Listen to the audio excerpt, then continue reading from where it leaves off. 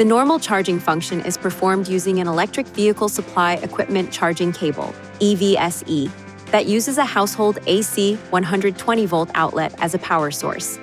You can also charge your vehicle using a compatible 240-volt charging device. The charge port for normal charging is located on the passenger side of the vehicle.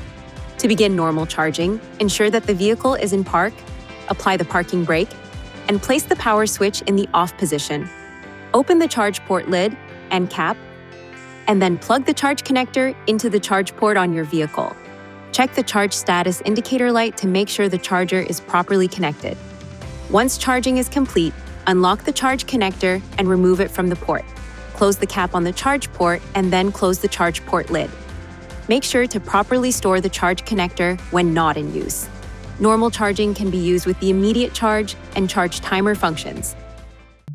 Please see your owner's manual for important safety information, system limitations, and additional operating and feature information.